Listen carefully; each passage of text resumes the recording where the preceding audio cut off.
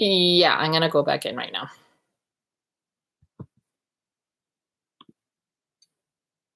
Okay, we're back. Sorry, guys. I don't know if you guys could see, but I was getting like inappropriate stuff and I don't know how to get rid of it while I'm in there. So hopefully it won't happen again.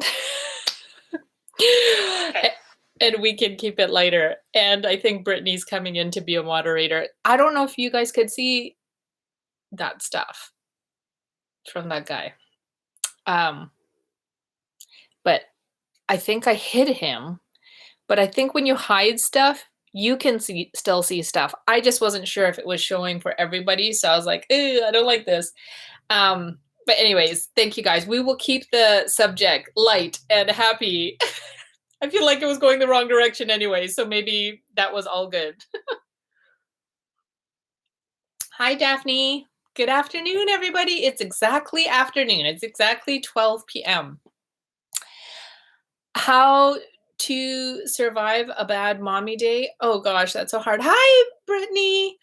I usually do things that I know make me happy. If I need to go get coffee or make a coffee, I'll make a coffee. If I need to blast some worship music, that's what I do. If I um feel frustrated or impatient with the kids, I'll do something that I know that me and the kids enjoy. Like we'll have like a dance party or I have a goodie bag in the back of my closet and it's like full of like little crafts, like little dollar store kind of like toys or whatever. And it's kind of like my emergency bag as a mom. Emergency bag for like if we have guests over and say there's lots of kids and we need a craft to do. I also have a pretty big craft section in the garage. But also for the hard days or when we're having a sick day or if it's like raining outside and the kids are getting kind of restless, I dig into that emergency bag and I'll pull out something that we could do that's fun, like whether it's like a little painting thing or it's like a new thing of stickers or it's a little card game or board game or something like that. And I try to do something that will like physically change what we're doing and then hopefully usually that kind of changes my attitude. I think a lot of times we need to do the things and then hopefully our emotions will follow. I think the worst thing you can do when you're having a bad mommy day is keep going through the same motions. I have to physically like stop what I'm doing. Sometimes I have to put myself in timeout for a minute. um and if I'm having a bad day, I tell people I'm having a bad day. I tell my kids I'm having a bad day. I tell my husband I'm having a bad day. I'll be like, hey guys, I'm really sorry. I'm cranky. And I think sometimes verbalizing I'm having a hard day or, whatever, not only makes people aware, but it makes it so that there's an open line of communication rather than people just walking on eggshells around you, like scared of what might happen next. Oh, thank you so much, April. Okay. Do you see your name, Christiane? Is that how you say it, Christiane? Because every time I see your name, I say it in my head. Christiane Morineux, Christiane. People always say my name wrong, so I like asking how people say their names because there's so many different ways. From Egypt. Egypt is one of the places that I would love, love, love to visit one day. It's on my top 5 for sure. Top 5 places, Egypt. So anyways, we were talking about parenting earlier and it kind of like, this is the hard thing about lives. Because sometimes I'm like, ooh, I know this is a little bit of a hot button issue. I don't know if I should be talking about it and I can't edit it. And yeah. Yeah. So if you guys haven't seen Brittany, Brittany's in here. Everyone say hi to Brittany. Brittany's one of my favorite people.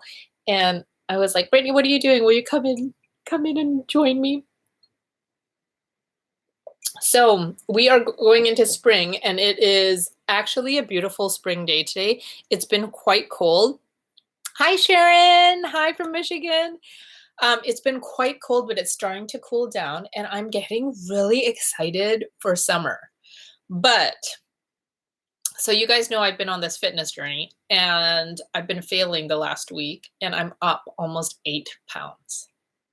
It is ridiculous how long it takes, especially women, to lose weight. And then ridiculous how quickly you can gain back weight from having a couple of days of emotional eating. Um, it's hard, Mary. It's hard. I tell myself all the time, okay, so we did bad today. That doesn't mean we need to do bad tomorrow. Okay, we ate bad for lunch. It's not just about eating bad though, because I feel like there's always underlying reasons why we do the things that we do. And for me, I definitely emotionally eat when I'm feeling bad or stressed or whatever. I like eating delicious food.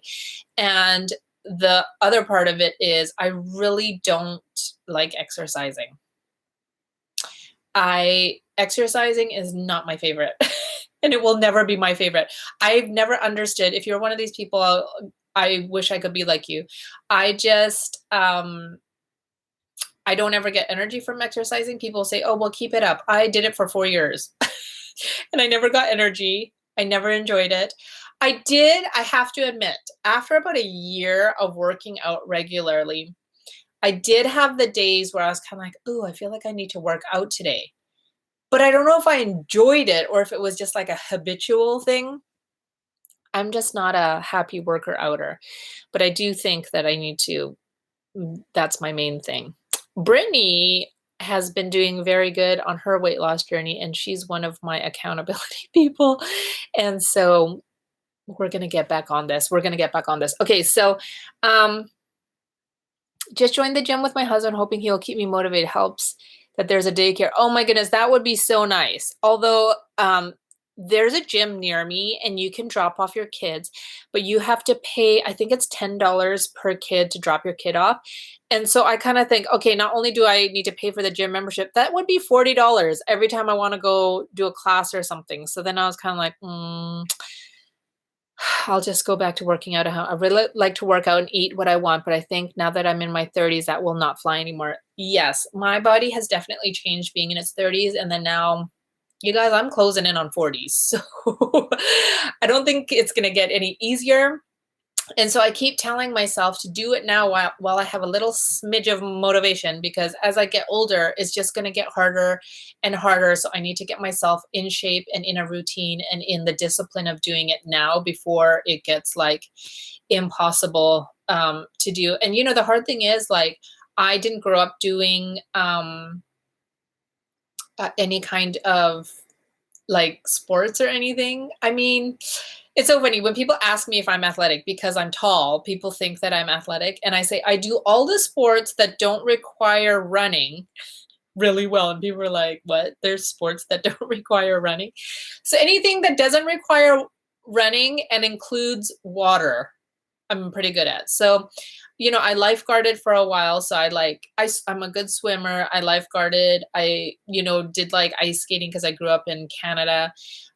You know, played hockey, went skiing, went snowboarding, did all of that kind of stuff, and did like rollerblading and things like that. But my legs just don't move very fast. Oh, thank you, women with babies. It's hard. 4 kids later and closing in on 40. I'm kind of like, let's get it together, Jeannie. Although I have to say, I have moments where I'm like, I'm not doing too bad. I'm not doing too bad. But then I have other moments where I'm like, but you could do a lot better. I feel like we're so hard on ourselves. This is one thing too, as a mom, that I have realized in myself is that now that I have girls who watch me and who listen to the things that I say, I've become so aware of how negatively I talk about myself. And I catch myself when I say something and one of my girls will say, but mom, you're beautiful or whatever. And in your kids' eyes, you are beautiful. And if to my kids, I am beautiful and I'm saying that, oh, I'm this or I'm that, you know, they're going to start thinking to themselves, well, what about me? You know? So I've really tried to change how I not only speak about myself, but think about myself. And, you know, speak about like body image and all that stuff. Cause I want my girls to have a healthy confidence. My youngest we always laugh because she has more confidence than anybody needs, which I'm all for it. You're 6'3"? That's amazing. Um, I feel like my daughter, my oldest daughter, will probably be 6 feet or taller. I'm pretty sure she's going to be. And people tell her all the time that she's like so tall. And I don't know if she likes it or doesn't like it. I like being tall. I do like being tall. Um, but yeah, people always ask me if I play volleyball, if, I play sports or whatever. And I'm like, no, not really. um, I always forget to tell if you guys are in here, give this a thumbs up if you guys like lives to make sure that I do more. Definitely a lot of keeping 4 kids happening in addition to sport is time and yes. And I think that's the hard thing, Elise, is that because I do all my workouts and stuff at home, a lot of times when I do get a moment to myself where I could possibly work out, I'm tired. You know what I mean? I'm like, I need a nap. Or I'm like, I want to, spend some time like cleaning or organizing or, doing my bullet journal or doing things like I don't want to be working out. But I've been telling myself, Jeannie, just 10 minutes, do a HIIT workout, sweat it out, and you'll feel better. Trying to do the same. Positive daily affirmations are really a lifesaver, making sure you speak good. Yes. I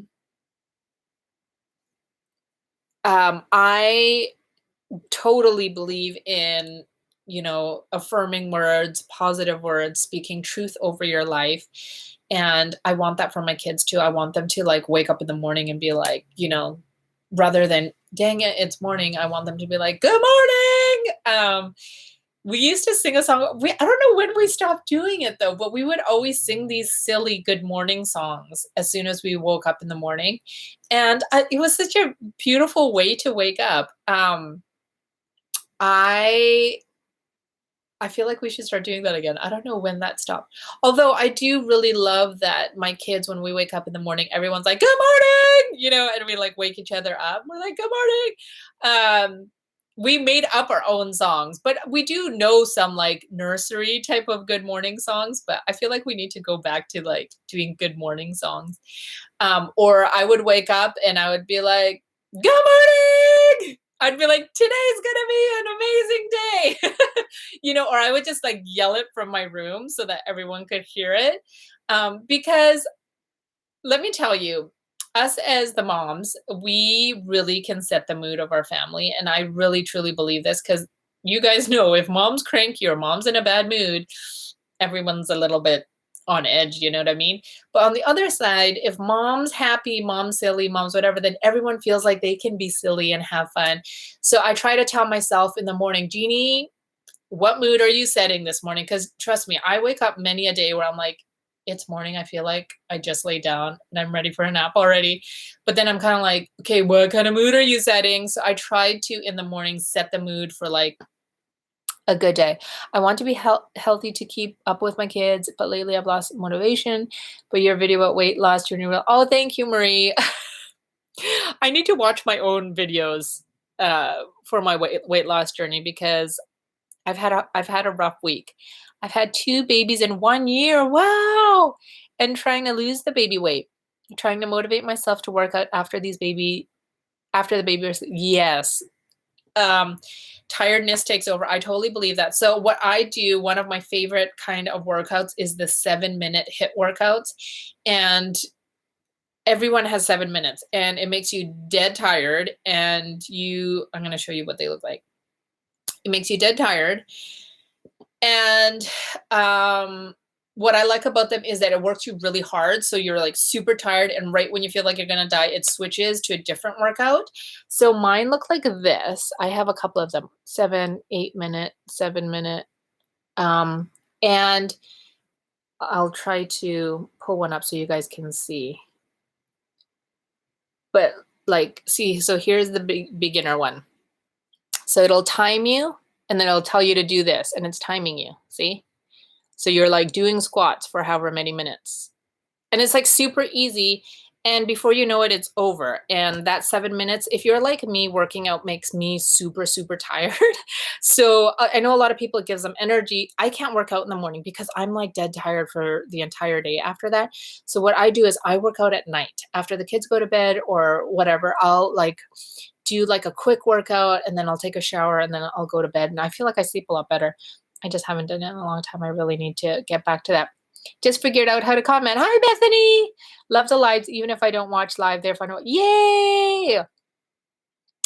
Okay, breastfeeding here and worried about supply dropping if I work out, plus no time. Yes. The no time thing, I get it. I get it. But then I also have to tell myself, there is no time, so I need to make time and make it a priority. Definitely. I'm trying to think if my milk supply changed when I started working out. I don't know if it changed that much. So after I had my fourth, that's when I went like gung ho, like I'm going to get in shape. I'm going to work out, be in the best shape of my life. And I nursed him exclusively for 13 months. And I have to say though, with each kid, it has changed. By my fourth kid, I'm talking about breastfeeding now. I never felt full. I didn't leak. With all my other kids, I was leaking all the time. With my other kids, I usually had a couple of bottles that I could pump and stuff like that. By the fourth kids, never felt full, never leaked. I was like, is this kid even getting any milk? But he breastfed exclusively for 13 months. And every time I took him to the doctor's like, well, he's growing fine. He's obviously getting something. I'm like, I don't feel like I felt with the other three kids though. And they're like, he's doing good. I'm like, oh, okay. I didn't have issues with a supply drop when I started exercise regular, but I didn't diet at the same time. Yes, I think that's the part with exercising is, so when I was starting to do my whole exercise thing and I was still nursing, I still ate my extra calories because I was doing my Fitness Pal and my Fitness Pal doesn't take into account nursing. So I forget how much it was. It's been so long. I want to say whatever calories I was allotted, I added 500 calories a day because I was nursing, because you do have to eat enough and make sure that you're eating a lot. I like HIIT workouts as well. Bye, Christian.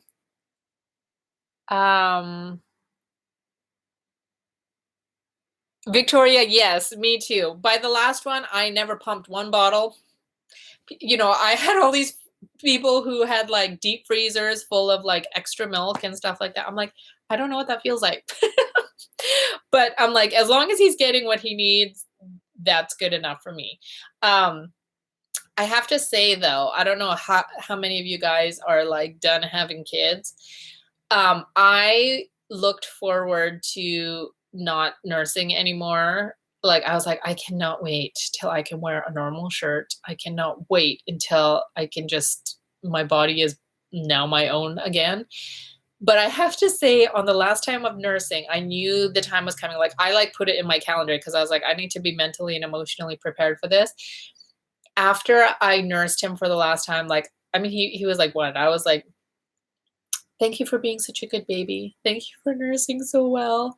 And I cried, you guys. I felt like I was like mourning the loss of something. And it seems so dramatic and silly because and I remember my husband being like, I thought you wanted to stop breastfeeding. Like, why are you so upset? And I'm like, no, I do want to finish. I want it to be done. But I think also knowing it was like my last baby and the last time I was ever going to do that and the last time my body was ever going to do that, I felt like it was like closing down a chapter of my life and I had to like mourn it. I know that's so dramatic, but it was hard. And I really thought I was going to just be like, woo, I'm done.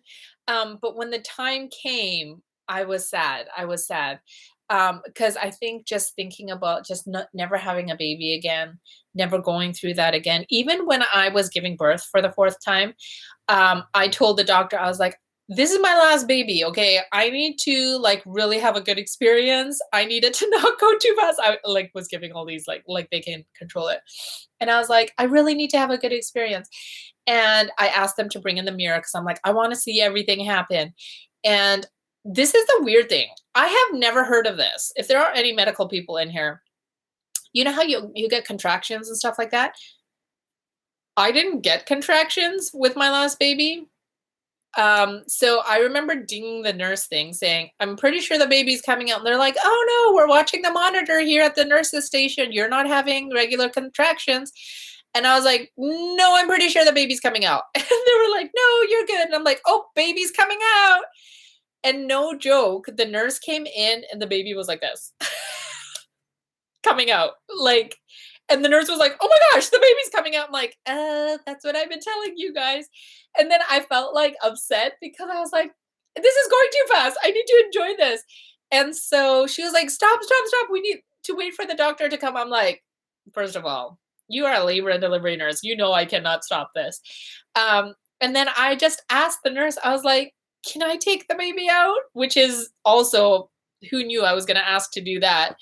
And she was like, what? And I was like, can I pull the baby out? And she was like, yeah, I guess so. So I pulled the baby out and then laid him on my chest. And that was my last baby experience. I know. After I did my first labor and delivery story, people are like, where's number 2, 3, and 4? I'm like, I need to do it because definitely each baby was a very different story. I know. And then after he came out, I was like, that went way too fast. I'm like, I needed to enjoy it a little bit more. Yeah, it was pretty amazing. So I'm really thankful that as soon as I got in, I asked for a mirror. And I know not everyone wants to see that, but I'm one of those people that needs to see everything. So the mirror was already there. And when the nurse came out, like I said, his head was already like coming out. So when she said I could grab him, I was like, really? And it was a weird and different experience than the other kids, being able to physically feel him coming out, but also like hold him with my hands coming out. It was kind of interesting. I know. I think it's so funny when nurses are like, okay, stop pushing. Okay, wait. And you're like, no waiting here. This baby's coming out. I like to listen to your talking videos on my, oh, thank you. Oh, 30 to 40 minute commute. Girl, I need to have more entertaining videos for you then. Yes, I will definitely at some point in my life do those videos. I always wanted to do those labor and delivery videos for myself so I could remember, because even now, as I'm thinking about it, I have to like think and I'm like, what happened? And then I have to kind of think about like how I was feeling, what was going on. And each kid was so, so different. Hi, Angie. How long have we been going for? We've been going for 22 minutes. This is actually the second live. I started an earlier one, but I was getting something inappropriate, so I had to shut it down. So we're here now. And I have actually been in several other people's labor and delivery things, which I'm like, can I share those stories? Probably I shouldn't. I would never say who it was, but so I have been in 3 friends' labor rooms when they were laboring. And then I used to teach Lamaze classes for pregnant teen girls. So a lot of those girls either didn't have, like the baby's father was no longer in the picture or just not available, or they didn't have family that was willing to come with them, or they just wanted someone else there. So when I was doing that, I got to go into several labors. And at that time, I really, really, really wanted to become a midwife or a doula, because there is something about labor that is so beautiful and it's so miraculous. And it's one of those things that is like, you just cannot compare it to anything else. And I don't get grossed out at all by anything. So I am all up in the business and I don't mind at all. But being able to see a baby come into the world is something amazing. It is so amazing. I seriously thought about becoming like a midwife or something after that. And then I started having my own kids. So I did that before I had kids. I had not had a kid, and, I was doing the Lamaze classes and going into labor with people, and you would think most people would get scared. It didn't scare me at all. I love to hear labor and delivery stories. I think I've seen everyone that is up on. Really? Okay, I will try to do that. I don't know what the name of the color is, so I just told her that I wanted to go lighter, and I told her that, for summer, I wanted kind of like blondie-ish colors, but my hair was so black. I don't know if you guys remember. I had a lot of black dye in it, and I had that blue piece. That's why this piece right here is still kind of green because they can't get that out. So this is going twice, and it's doing balayage. I can never say balayage. And I told her I wanted it to be kind of honey caramelly colors. Yes. I mean, Brittany, didn't that make you feel like immediately like attached to her, like seeing her come into the world? I just think it was so beautiful. Me too. I was there for both of my best friends. So moving. Would love the privilege to be a doula, but don't have the schedule flexibility. What an honor to be a part of that miracle. Yes. I definitely would be open to it once my kids are older. I would love to be, you know what I would love? I would love to be one of those midwives too that like come and take care of the moms after they have babies, because not everyone has people to come take care of them. I know some people do, but like for me, after having every one of my kids, it was me and my husband, and just to have someone there that could care for you, I feel like I would love to do that for people. I would love to do that for moms that don't have someone. To like help them with the baby, to help them, feed the baby, to like encourage them. Cause I feel like after you have a baby or even just becoming a new mom, whether you adopted or whatever, it's hard and it's stressful. And everyone wants to come and visit, but you don't want them to visit. You just want someone to like tell you you're doing a good job and like give you a hug and bring you some brownies. I would love to be that person. So I've kind of made like a mental note. Hi, Ashley. To be that for my daughters and for my daughter-in-laws when I grow up. But I would also love to do that for other people that don't have that kind of like support system. So I would love to be like a midwife, as in like delivering babies and doing like prenatal stuff, but also like caring for the moms after they have give birth, like making them yummy meals and telling them everything's going to be okay, and giving them a break. And I don't know, is there a word for that? Is there an aftercare? There's probably something like that, an aftercare midwife. I don't know. I would love to do something like that when my kids are older. There's a lot of things I want to do when my kids are older, but I don't want to be so anxious for that time to come because I really want to enjoy where my kids are right now. Postpartum doula. Yes, that's what I would like to do. Um, After I had my second, my dad came over at 6:38. Oh my goodness, my mom around noon and they left when my husband got home. That is amazing. And that's what I mean. Like if you have that kind of support system, like how helpful that is. But for the people who don't have that, it's hard, and then it's also hard to ask for help and it's hard to do all that kind of stuff. So I would definitely want to look into that.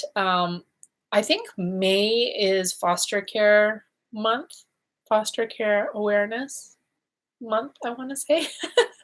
So I was thinking of doing a video on foster care because we've been foster care parents quite a few times legally. And then we have been kind of foster care parents, just like not through the system, just through life, to a lot of children. And so I feel like that might be a good video for May because it is foster care awareness month or whatever.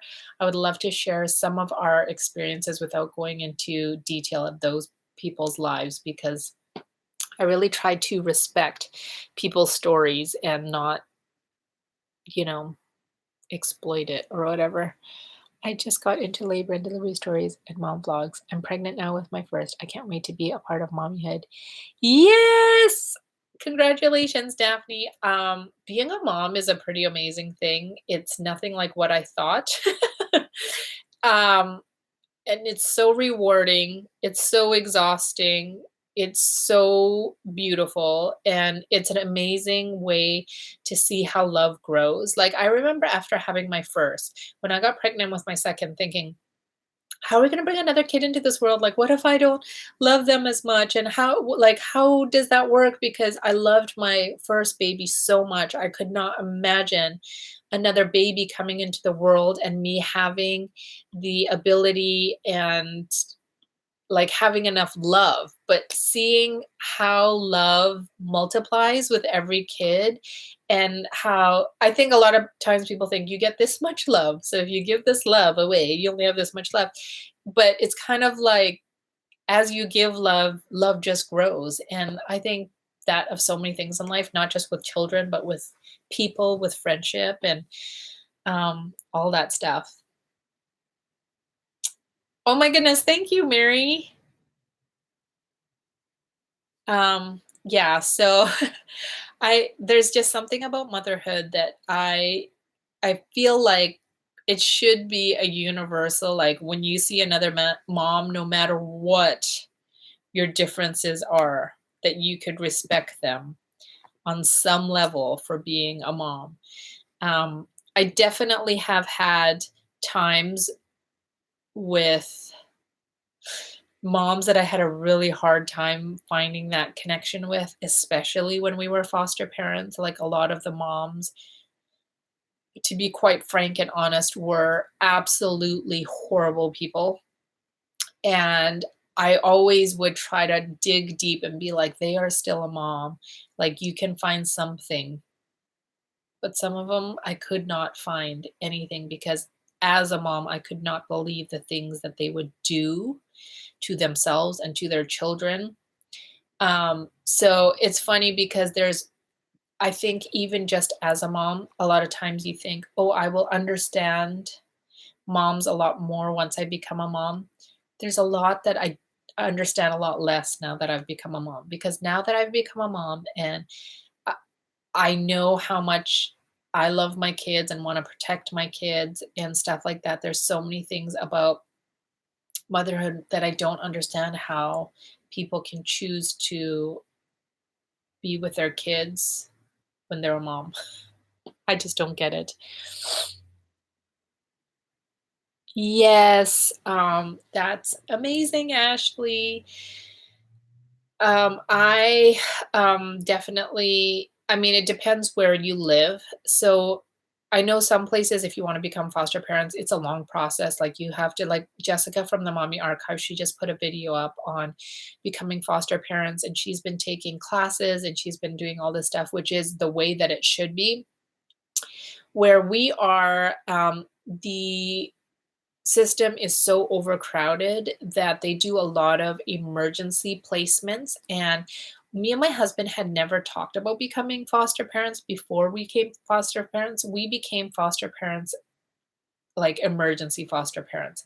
And that just turned into becoming foster parents to more and more kids. But um, yeah, the system, depending on where you are, there's certain places where it is so overcrowded that these kids have no places to go, and so they start getting placed in group homes or homes where these people have 20 to 25 kids to try to get a paycheck, and they get so neglected and they're taken out of bad situations and then put in more bad situations. So there definitely is a huge need for good families to become foster parents.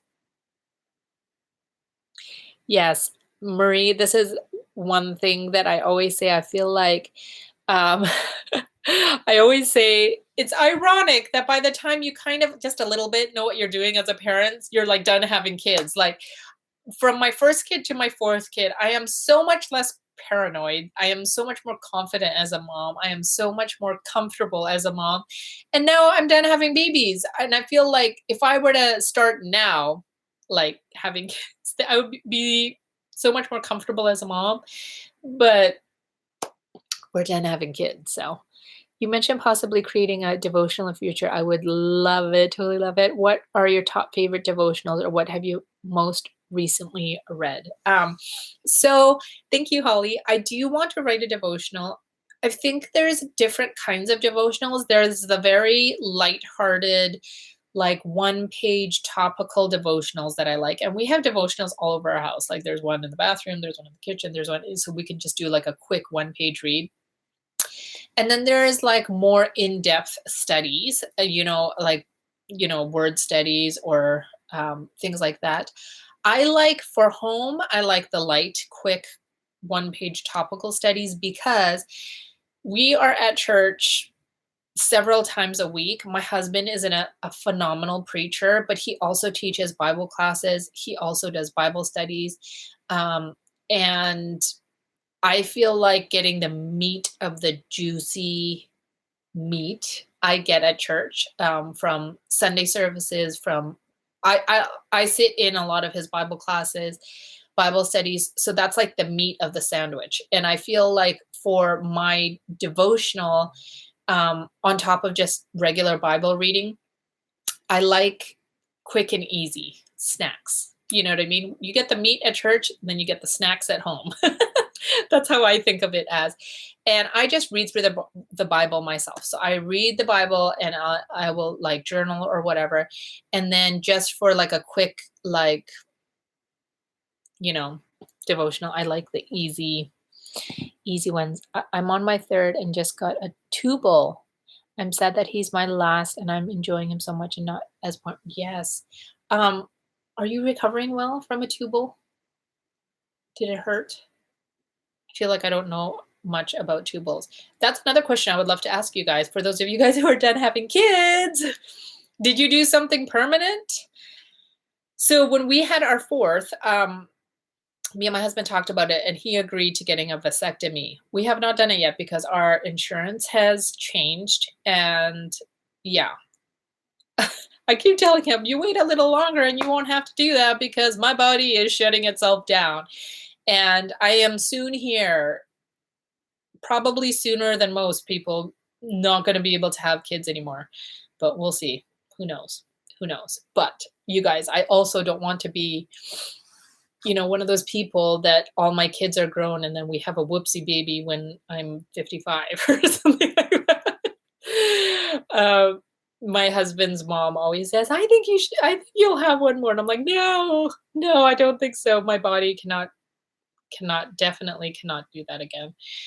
Um, I am a horrible, horrible, horrible pregnant person. I didn't realize it was HG, but that's what it is. That's what I have when I'm pregnant. I throw up from the moment of conception until birth, and it's horrible. So I just don't think I can go through that again. Okay, but anyways, what time is it? 12:40. Okay, I gotta get to cracking because I got stuff I gotta do today. We have church tonight, and it is one of our interns' birthdays, so I need to go get a cake for him or something. So, anyways, you guys, thank you guys so much for chatting. Make sure you give this a thumbs up if you guys like these lives. I'm gonna try to do this regularly because I do like chatting with you guys and talking to you guys about topics that you guys want to talk about rather than guessing and making a video that people might not want to watch. I'll probably still do those too, though. But I hope you guys are all doing well. Have a good weekend, and I will talk to you guys later. And I never know how to end these.